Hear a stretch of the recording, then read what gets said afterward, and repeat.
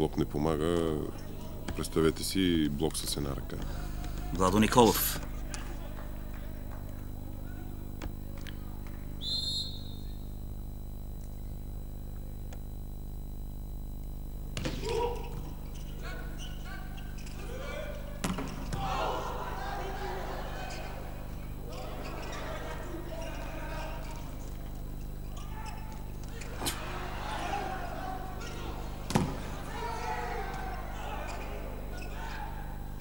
Много лош ток. Затова игра Върка не можа да отиграе силно. Не успява, но пък за сметка на това Пламен Константинов слага всичко на мястото си.